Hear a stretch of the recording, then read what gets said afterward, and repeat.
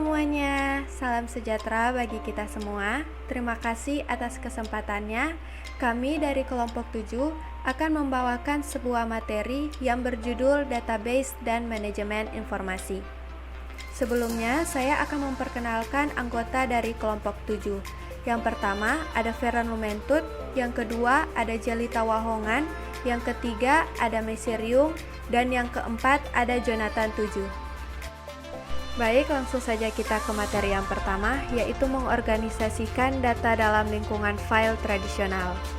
Sistem informasi yang efektif menyediakan penggunaan informasi yang akurat, tepat waktu, dan relevan. Pengelolaan data menjadi bagian penting karena jika tidak, maka sistem yang diorganisasikan akan dikelola dengan buruk. Untuk memahami masalah tersebut, bagaimana sistem informasi mengatur data pada file komputer dan metode tradisional dalam pengelolaan file. Baik, kita lanjut ke materi yang selanjutnya, yaitu konsep dalam pengorganisasian file. Konsep ini merupakan suatu konsep yang dibuat untuk pengorganisasian file yang ada dalam sebuah sistem informasi. Antaranya, yang pertama ada database. Database adalah sekumpulan file yang terrelasi. Yang kedua ada file. File adalah sekelompok record yang berjenis sama. Yang ketiga ada record. Record adalah sekumpulan file yang terrelasi. Yang keempat ada field atau lapangan, adalah sekumpulan karakter yang menjadi sebuah kata. Sekelompok kata atau nomor lengkap seperti nama, umur seseorang, sekelompok bidang yang terkait seperti nama siswa, jalur yang ditempuh, tanggal, dan kelas adalah terdiri dari sebuah catatan atau record. Lalu sekelompok record dengan tipe yang sama dibuat file, dan sekelompok file yang terkait akan membuat sebuah database. Baik, kita lanjut ke materi yang selanjutnya, yaitu masalah dengan lingkungan file tradisional. Sebagian besar organisasi, sistem cenderung tumbuh mandiri tanpa rencana perusahaan.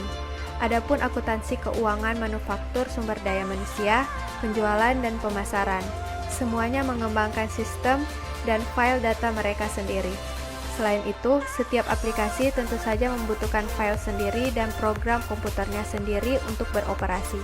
Misalnya area fungsional sumber daya manusia mungkin memiliki file induk personil, file asuransi kesehatan, file pensiun, dan lain-lain sampai puluhan, bahkan mungkin sampai ratusan file dalam program yang ada. Perusahaan secara keseluruhan, proses ini menyebabkan file master dibuat, dipelihara, dan dioperasikan oleh divisi atau departemen yang terpisah. Seiring dengan berjalannya proses ini dan berlangsungnya selama 5 atau 10 tahun, organisasi ini dibebani dengan ratusan program aplikasi yang sangat sulit dipelihara dan dikelola.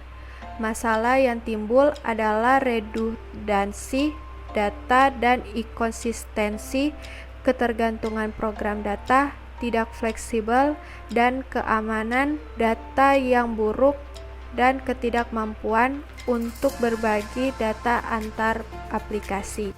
Poin yang pertama ada redundansi data dan ekosistem. Adanya duplikat data pada beberapa file data sehingga data yang sama tersimpan dan di lebih dari satu tempat atau lokasi. Redundansi data terjadi ketika berbagai kelompok dalam sebuah organisasi secara independen mengumpulkan data yang sama dan menyimpannya secara independen satu sama lain. Redundansi data menghabiskan sumber daya penyimpanan dan juga menyebabkan eksistensi data di mana atribut yang sama mungkin memiliki nilai yang berbeda. Poin yang kedua, ketergantungan data program. Pada setiap perubahan pada program perangkat lunak mensyaratkan perubahan terhadap data yang diakses. Ketergantungan program data mengacu pada pasangan data yang tersimpan dalam file dan program spesifik yang diperlukan untuk memperbaharui dan memelihara file tersebut sehingga perubah dalam program memerlukan perubahan pada data. Poin ketiga, kurangnya fleksibilitas. Sistem file tradisional dapat memberikan laporan terjadwal rutin setelah upaya pemrograman ekstensif, namun tidak dapat menyampaikan laporan khusus atau menanggapi persyaratan informasi yang tidak diantisipasi secara tepat waktu. Informasi yang dibutuhkan oleh permintaan khusus tersimpan di suatu tempat dalam suatu sistem tetapi tidak terlalu mahal untuk dicari. Poin keempat, keamanan yang buruk. Karena hanya sedikit kontrol dan pengelolaan data, akses dan penyebaran informasi mungkin tidak terkendali.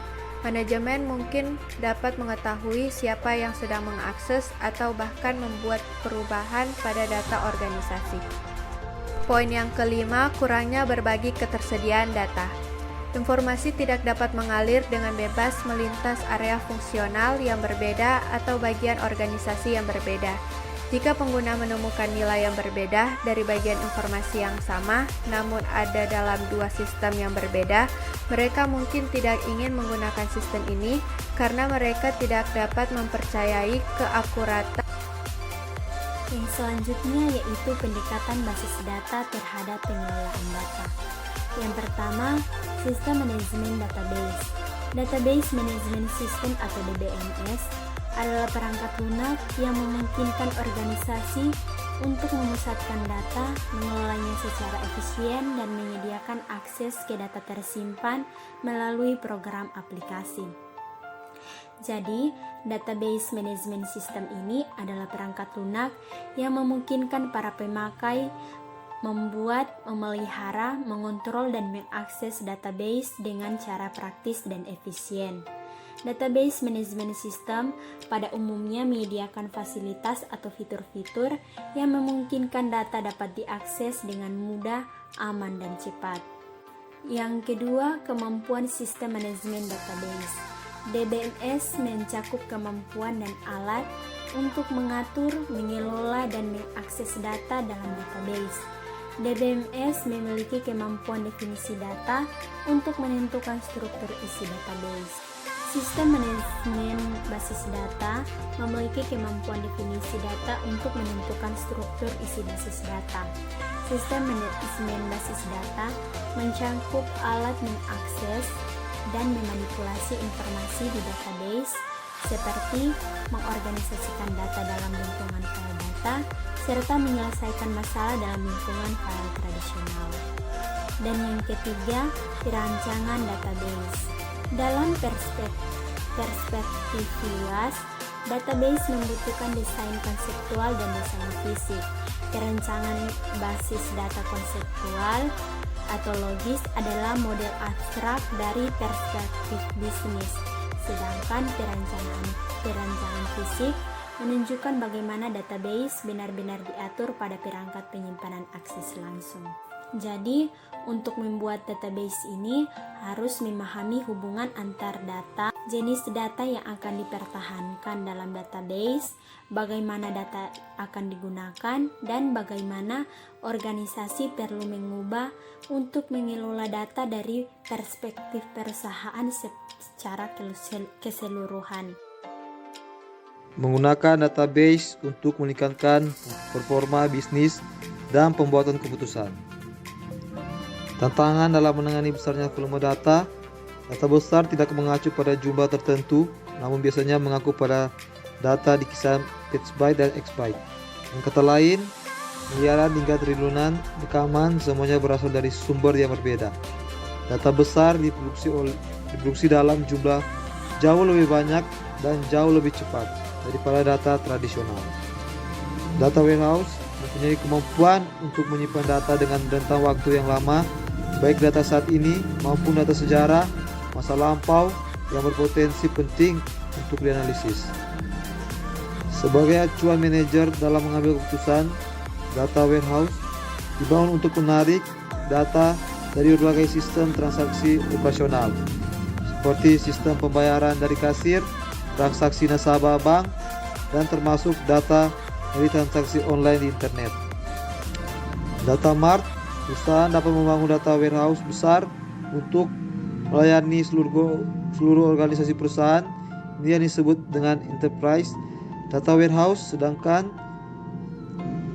jika perusahaan membangun beberapa data warehouse yang lebih kecil untuk saat atau beberapa divisi, ini yang disebut data mart.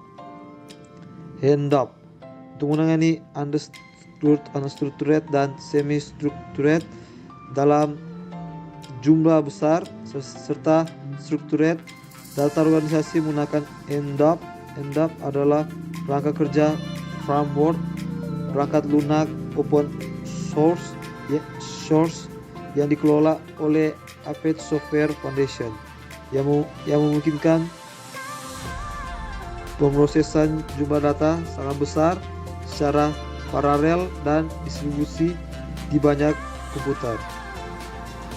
In-memory computing untuk mempercepat analisis data yang besar bisa digunakan komputasi dalam memori.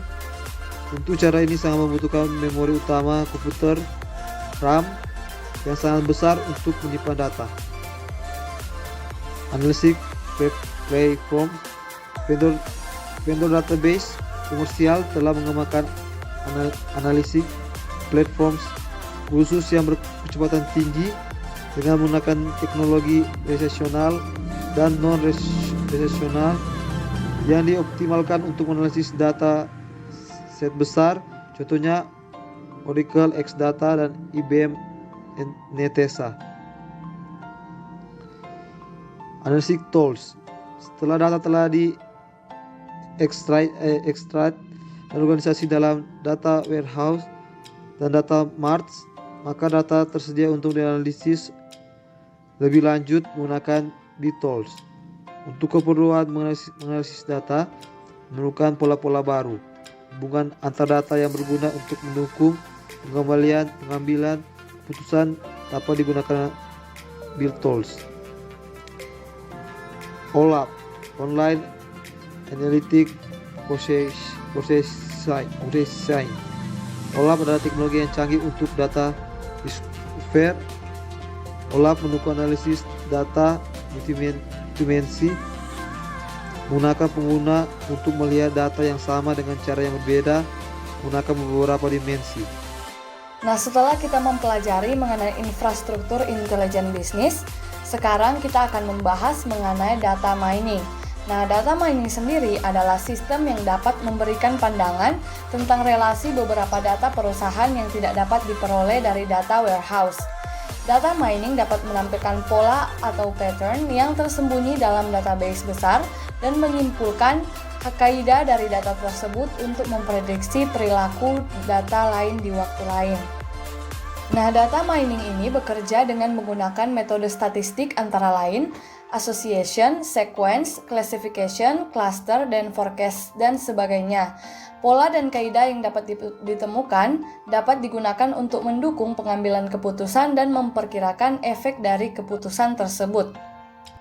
Dan di era saat ini, data mining telah banyak diimplementasikan dalam beberapa bidang. Contohnya, sales dan marketing, healthcare dan insurance, kemudian ada banking and finance, kemudian ada juga e-commerce dan mobile phone service providers, dan kemudian ada juga fraud detection.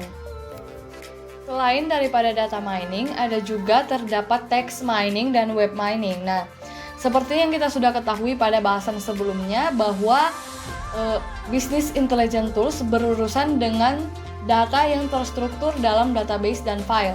Namun, sebagian besar data perusahaan berupa file teks diyakini lebih 80% dalam bentuk unstructured data, misalnya data dari media sosial, memo, tanggapan survei, pledoi, deskripsi produk, dan dokumen kontrak. Sehingga text mining tools ini hadir untuk membantu bisnis menganalisa unstructured data ini. Tools ini mampu mengekstrak elemen kunci dari set unstructured data yang besar, menemukan pola dan hubungan, dan merangkum menjadi informasi. Unstructured data menjadi berharga jika dapat ditemukan pola dan tren yang membantu karyawan membuat keputusan bisnis yang lebih baik. Nah, organisasi bisa menggunakan text mining tools untuk menganalisa transkrip panggilan ke call center atau help desk untuk mengidentifikasikan layanan dan perbaikan masalah-masalah yang besar. Nah, sedangkan untuk web sendiri adalah sumber yang kaya informasi lain yang berharga. Beberapa di antaranya sekarang dapat di-mining untuk menemukan pola, tren, dan insight perilaku pelanggan. Nah, kegiatan discovery dan analisis pola dan informasi yang berguna dari web disebut dengan web mining. Demikianlah presentasi dari kelompok kami. Thanks for watching.